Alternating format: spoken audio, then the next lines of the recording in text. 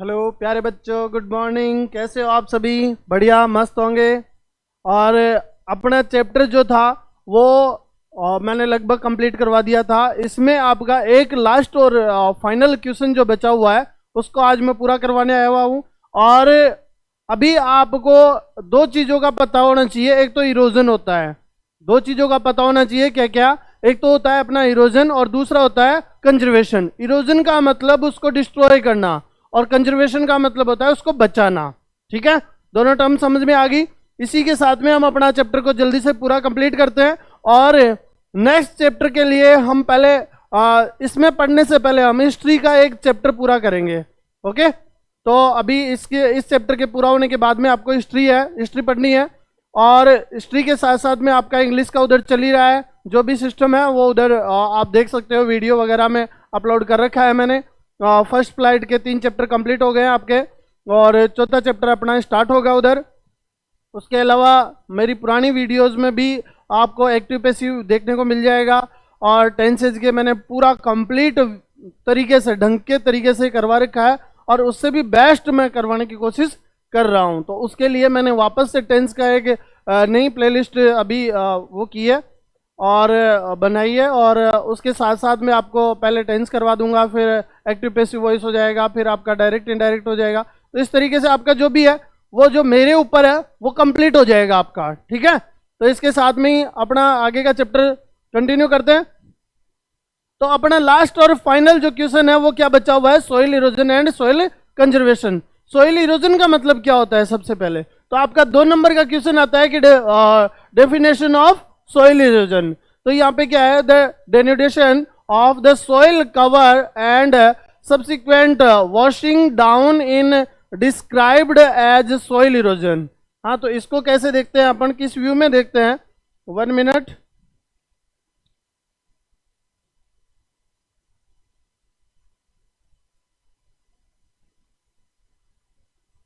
हाँ,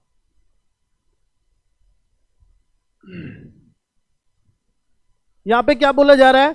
the denudation of the soil, soil cover and subsequent washing down. मतलब एक तो कि वो जो मिट्टी है वो पानी के साथ में वॉश होकर जा रही है एक जगह से दूसरी जगह, और दूसरा अगर वो विंड के थ्रू एक जगह से दूसरी जगह जा रही है, और इसी कारण से जो सोइल है अपनी वो क्या हो रही है? खराब हो रही है, डिस्ट्रॉय हो रही है। उसी को हम क्या कह देते हैं? सोइल इरोजन कह देते हैं। क्या कह देते हैं? Soil erosion. The process of soil formation and erosion. तो जो प्रोसेस है किसकी? सोइल इरोजन की और सोइल फॉर्मेशन की। सोइल फॉर्मेशन भी कैसे बनता है? रॉक पार्टिकल के वेदरिंग के कारण से। और इसी तरीके से सोइल इरोजन भी कैसे बनता है? Washing down of soil layer. ठीक है, तो इसके साथ, इन दोनों के साथ साथ में, इन दोनों के साथ साथ में, इन दोनों के साथ साथ में साइमोटेनियसली। साइमोटेनियसली का मतलब क्या होता है? इन दोनों के साथ साथ में। किसके? सोइल इरोजन और सोइल इरोजन और सोइल फॉर्मेशन के लिए। तो ये दोनों क्या रहता है? बैलेंस रहता है बिटवीन द टू। आपस में दोनों क्या रहती है? बैलेंस रहती है। समटाइम्स, लेकिन कई बार, this balance is disturbed due to human activities. किसके कारण से? ह्यूमन एक्टिविटीज के कारण से वो क्या हो जाता है? लेकिन खराब हो जाता है, डिस्ट्रॉय हो जाता है। अब वो देखो ह्यूमन एक्टिविटीज कौन कौन सी है, तो वो आपको पता होनी चाहिए। डिफोरेस्टेशन, ज्यादा पेड़ काटने से। ओवरग्रेजिंग, ज्यादा जानवर चराने से। कंस्ट्रक्शन मतलब बिल्डिंगें बनाने से। एंड माइनिंग, माइनिंग मतलब मिनरल्स को निकालने से। इन सब चीजों के कारण से अपनी सोइल का क्या होता है? इरोजन होता है, खराब हो जाती है, डिस्ट्रॉय हो जाती है। समझ में आ गई आपको बात? आगे देखते हैं। While natural forces like wind. Natural force का मतलब क्या हो गया है यहाँ पे? कि तेज हवाओं के कारण से, ग्लेशियर के पिघलने के कारण से, या ग्लेशियर के खिसकने के कारण से, एंड वाटर लैड, पानी के तेज बहाव के कारण से, टू सॉइल इरोजन। क्या होता है? सोइल इरोजन होता है। समझो इसको कैसे? जैसे हवा, तेज हवाएं आती है, तेज हवाएं आती है तो मिट्टी एक जगह से दूसरी जगह, सोइल एक जगह से दूसरी जगह ट्रांसफर हो जाती है। इसी तरीके से अगर हम देखें तो अगर ग्लेशियर की बात करें तो हिमखंड होते हैं बड़े बड़े, या बड़े बड़े आइस लेयर्स होती है, वो एक जगह से दूसरी जगह शिफ्ट होने लग जाती है। उसको बोलते हैं क्या? Glacier sliding.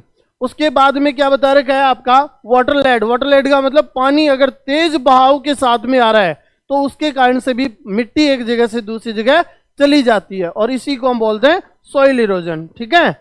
The running water cuts through the clay soils and makes deep channels as गलीज।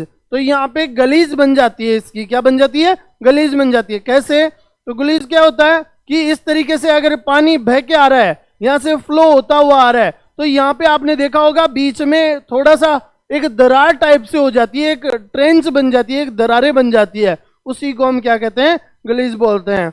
The land become unfit for cultivation and known as bad land. और इसी लैंड को हम क्या कह देते हैं, बैड लैंड कह देते हैं। क्यों? क्योंकि ये अब जो फर्टिलिटी है इसकी वो लेस हो जाती है, कम हो जाती है, इसलिए इसको कौन सी लैंड बोल जाते हैं, बैड लैंड बोल दिया जाता है। In the Chambal basin such lands are called ravines. Ravines क्या होती है यहाँ पे, रेवाइंस जिस तरीके से ये जो गुलीज बनती है, जिस तरीके से ये गलीज बनती है, उसी को हम यहाँ पे चंबल बेसिन में रेवाइंस बोलते हैं। क्या बोलते हैं बेटा, रेवाइंस बोलते हैं। याद हो जाएगा। तो ये आपका 1 नंबर का अगर क्वेश्चन आता है कि चंबल बेसिन में इन्हीं क्रैंक्स को या ट्रेंचेज को क्या बोला जाता है, तो दिस इज कॉल्ड रेवाइंस। क्या बोला जाता है, रेवाइंस बोला जाता है। आगे देखते हैं। Sometimes water flow as a sheet over large area down a slope. In such a case the top soil is washed away one minute। हाँ, तो यहां पे क्या कह रहा है, फिर से समझने की कोशिश करो इसको थोड़ा सा, क्योंकि यहाँ पे ऐसी ऐसी टर्म्स दे रखी है जो आपको समझना जरूरी है, आगे भी आपके आता रहेगा। ये कह रहा है कि इस तरीके की एक कोई क्या है, सीट है, और ये सीट अगर एक जगह से दूसरी जगह वाटर के फ्लो के साथ में निकल जाती है, समझ रहे हो आप बात को, मतलब एक पूरा का पूरा एक लेयर है मान लो, ठीक है। अब इधर से पानी आया तो क्या होगा, ये लेयर इधर से वॉश होती रहेगी, ये लेयर वॉश होती रहेगी, और ये पूरे तरीके से ये पूरी लेयर गायब हो जाएगी। इसी को बोला जाता है सीट इरोजन। क्या बोला जाता है, सीट इरोजन। याद रह जाएगा सीट इरोजन क्या कहते हैं। तो वॉश्ड अवे, पानी के थ्रू जब सोइल को वॉश कर दिया जाता है एज ए सीट, तो उसी को कहते हैं हम सीट इरोजन बोलते हैं। क्या बोलते हैं, सीट इरोजन बोलते हैं। समझ में आगे क्या आपको, आगे देखते हैं। Wind blows loose soil. Loose soil मतलब जो कल्टिवेटेड लैंड है, या फिर जो मतलब जैसे डेजर्ट सॉइल होती है, सैंडी सॉइल जो होती है वो लूज सॉइल होती है। ऑफ फ्लैट और sloping land known as wind erosion. जब हवा के साथ में, वाटर इरोजन तो समझ में आ गया, पानी के साथ में बहकर अगर सोइल एक जगह से दूसरी जगह शिफ्ट हो जाती है, उसी को कहते हैं हमें वाटर इरोजन। ठीक है। अब सोइल विंड इरोजन क्या होता है, तो विंड इरोजन में अगर फ्लो ऑफ विंड प्रेशर ज्यादा है या फोर्स ऑफ विंड ज्यादा है, इंक्रीज हो रखा है, या ज्यादा तेज हवाएं आ रही है, तो उसमें लूज सोइल एक जगह से दूसरी जगह, one place to another place shifting हो जाती है, उसी को हम कहते हैं विंड इरोजन। समझ में आ गई क्या बात। ये 2 बातें थी अपनी, सॉइल इरोजन और वो वाटर इरोजन और wind erosion. Soil erosion also caused due to defective methods of farming. तो इसका सबसे बड़ा, एक सॉइल इरोजन का सबसे बड़ा काम क्या है कि अगर डिफेक्टिव मेथड से आप फार्मिंग कर रहे हैं, क्या अगर डिफेक्टिव मेथड से आप फार्मिंग कर रहे हैं तो आपका सॉइल इरोजन क्या हो जाएगा, बढ़ जाएगा। अब ये डिफेक्टिव वे क्या हो गया, तो यहाँ पे देखो, प्लाविंग इन रॉन्ग वे। अगर हम प्लाविंग कर रहे हैं, खेतों में अगर प्लाविंग कर रहे हैं और वो रॉन्ग वे से कर रहे हैं, मान लो कि जैसे ये आपका क्या है, एक स्लोप है, ये स्लोप है, ठीक है, ये आपका खेत है, ऐसा बना हुआ है। चलो ऐसे नहीं होता है, ऐसे होता है मान लो, ठीक है। अब इस खेत के यहां से अगर आपका जो प्लाविंग का सिस्टम है या जो ट्रैक्टर है वो इधर नीचे ऐसे प्लाविंग करता हुआ आ रहा है, तो यहां पर आप देखोगे इस लैंड को उसने क्या कर दिया है, लूज कर दिया। इस सोइल को उसने क्या कर दिया है, लूज कर दिया। अब जब यहां पे बारिश आएगी या यहां से जब हवाएं निकलेगी, इधर से विंड निकलेगी, तो वो अपने साथ में इस लूज सोइल को भी लेके निकल जाएगी। और ये अगर इधर से वाटर पानी आएगा, बारिश आएगी, तो बारिश अपने साथ में इस लूज सोइल को बहाकर यहाँ ले आएगी। तो ये होता है अपना सोइल इरोजन। समझ में आ गया क्या? तो ये डिफेक्टिव मेथड है किसका? प्लाविंग का। तो यहाँ पे इस तरीके से नहीं करके इसको ऐसे किया जाए, मान लो ऐसे ये ढलान है, इसके ऊपर इस तरीके से किया जाए।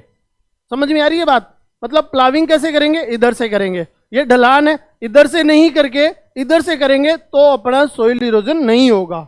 समझ में आ गया? इसके बाद में आगे देखते हैं। डिफेक्टिव है तो ये हो गया आपका, and down the slope from channels for the quick flow of water landing to soil erosion. तो इसी के कारण से ये चैनल बन जाते हैं। वो बता दिया मैंने कि इस तरीके से अगर है तो ये चैनल्स बन जाते हैं, और चैनल्स बनने के कारण से यहाँ पे गली इरोजन होने का ज्यादा चांसेस रहता है। इसलिए इसको ऐसे प्लाविंग नहीं करके और इसको इस तरीके से प्लाविंग करते हैं, उसी को हम कहते हैं यहाँ पे क्या कहते हैं? क्या कहते हैं? Best method of ploughing. ठीक है, आगे देखते हैं।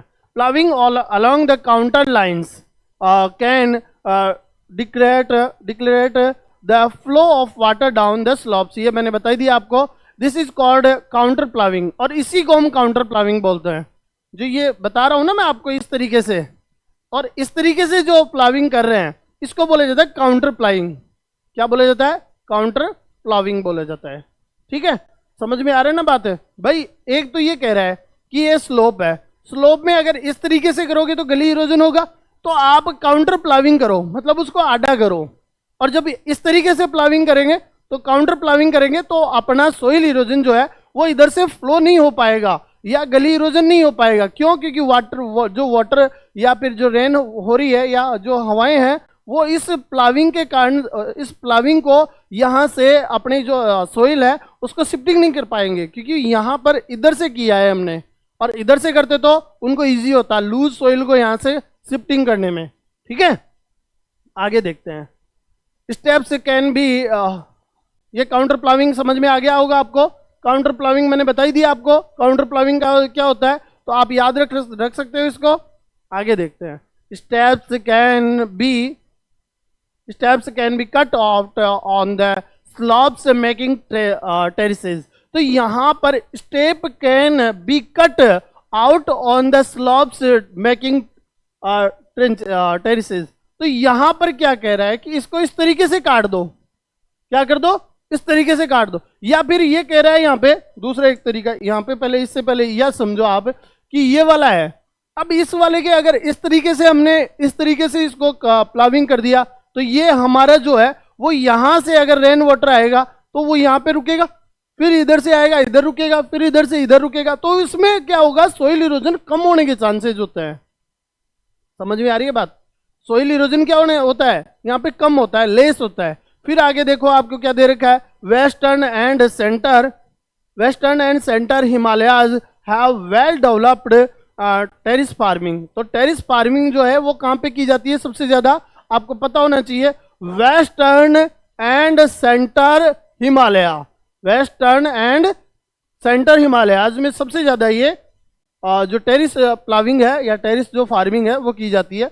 Large fields can be divided into strips. अब ये स्ट्रिप्स क्या आ गया? Strips of grass are left to grow between the crops. This breaks up the force of the wind. तो यहाँ पे क्या कह रहा है? यहाँ पे क्या कह रहा है कि स्ट्रिप के टाइप से, मतलब ये खेत है अपना, ये खेत है, इसमें यहाँ पर हमने अगर घास लगा दी, इधर भी खेत है, यहाँ पे भी खेत है, यहाँ पे भी खेत है, यहाँ पे हमने अगर ये घास लगा दी तो इधर का जो पानी आएगा इधर वो सोइल इरोजन नहीं करेगा, इधर की जो विंड आएगी इधर वो भी सोइल इरोजन नहीं करेगा। तो ये घास लगाकर भी हम क्या कर सकते हैं? इसको अपने खेत को बचा सकते हैं, फार्मिंग कर सकते हैं। ठीक है, आगे देखो। This breaks up the force of wind, और इसी के कारण से जो विंड का प्रेशर है वो कम हो जाता है। This method is known as strip cropping, और इसी को हम कह देते हैं स्ट्रिप क्रॉपिंग। तो स्ट्रिप क्रॉपिंग में क्या होता है? इधर खेत है लेकिन यहाँ बीच में क्या कर दिया? स्ट्रिप बना दी इसकी, और स्ट्रिप बनाकर इसमें क्या लगा दिया? घास लगा दिया। तो ये क्या हो गई? अपनी स्ट्रिप फार्मिंग, स्ट्रिप क्रॉपिंग हो गई है। Planting lines of trees to create shelter also works in a similar way. 1 minute. यहां पे क्या कह रहा है कि planting lines of trees to create shelter also works in similar way. तो यहां पर ये अपना खेत है जो डेजर्ट के अंदर है, यहां पे ये अपना जो है वो फील्ड है, खेत है, वो कहां पे है, डेजर्ट में। तो यहां पर हम क्या करेंगे, इसके जो बाउंड्री है वहां पर हमने इस तरीके से पेड़ लगा दिए। क्या लगा दिए, प्लांटिंग कर दी। अब ये जो प्लांटिंग है वो लेस जो विंड प्रेशर है उसको कम कर देगा। भाई जो अपना जो वहां पे पॉसिबिलिटीज है वो क्या है, किस किस के कारण से होता है, तो सोइल इरोजन होता है, एक तो वाटर के कारण से और दूसरा होता है अपना किसके कारण से, विंड के कारण से। तो यहां पर इन प्लांट्स ने क्या कर दिया, यहां का विंड प्रेशर लो कर दिया। एक तो क्या कर दिया, विंड प्रेशर लो कर दिया, एक वाटर जो पानी जो बह के आ रहा है उसके लिए भी हमने क्या कर दिया, यहाँ पे उसका भी प्रेशर कम कर दिया। कैसे किया, क्योंकि आपने देखा होगा प्लांट जो होता है या ट्रीज जो होता है उसकी जो रूट्स होती है उस रूट्स वाली जगह पे थोड़ा टाइट हो जाता है। टाइट होने का रीजन है वहां पे उसकी जो रूट्स है वो उस सोइल को पूरे तरीके से पकड़ लेती है, जकड़ लेती है, और उसी कारण से उस सोइल को या वहां की जो सोइल है वो इरोजन कम होता है। समझ में आ गई होगी आपको बात। अब आगे देखते हैं। तो शेल्टर बेल्ट्स आपको समझ में आ गया। These shelter belts have contribute significantly to the establishment of sand dunes. Sand dunes क्या होते हैं, जो मिट्टी के बने हुए जो छोटे छोटे टीले होते हैं उनको कहते हैं sand dunes. And is establishing the desert in western India. तो ये क्या कह रहा है कि जो वेस्टर्न इंडिया है या अपन कह सकते हैं उसको थार डेजर्ट, वहां पे ये सबसे ज्यादा इरोजन होता है। और उसके साथ साथ में क्या हुआ, अच्छा हो गया क्या कंप्लीट,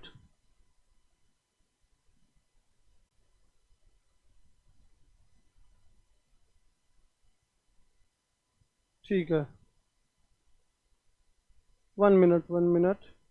तो जो सैंड ड्यून्स है वो कहाँ पे मतलब शेल्टर बेल्ट्स के कारण से, शेल्टर बेल्ट्स के कारण से जो सैंड ड्यून्स होते हैं, सैंड ड्यून्स मतलब छोटी छोटी मिट्टी के टीले होते हैं, छोटे छोटे टीले होते हैं। आजा भाई,